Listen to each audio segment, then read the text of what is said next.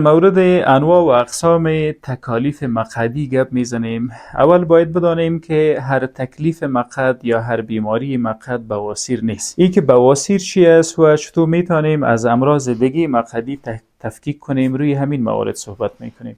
بواسیر رگهای متورم و پوندیده در داخل کانال مقعد است که سبب خونریزی بدون درد میگردد.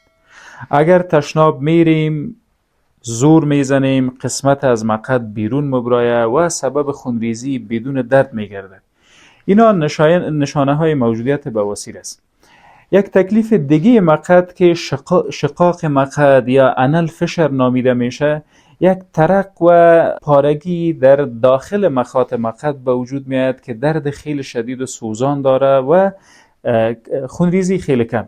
معمولا مریض در کاغذ تشناب میبینه که خون است و یا هم در رفع حاجت و دفع مواد غایطه احساس درد خیلی شدید و سوزان داره و دور و بر مقعد هم احساس پوندیدگی های به اندازه دانه های جو و گندم میکنه. اینا انال فشر یا شقاق مقعد است و ربط هم به بواسیر نداره.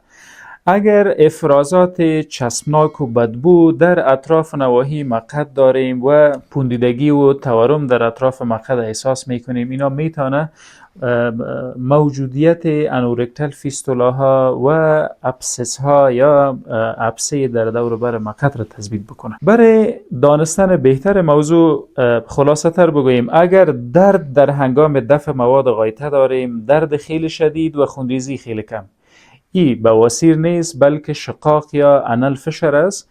اگر خونریزی بیشتر صورت میگیره و درد هم احساس نمی کنیم، گاهی اوقات احساس سوزش و خارش در هنگام دفع داریم، اینا موجودیت بواسیر در مقعد به اثبات میرسانه. و موجودیت مایات چسبناک و بدبویی که گاهی اوقات از مقعد و اطراف نواحی مقعد خارج میشه، بهتر است که تجزیه و تحلیل گردد که از فیستولاهای مقعدی بیرون میآید و یا ابسس و سیست ها در دور بر مقعد سبب گردیده است.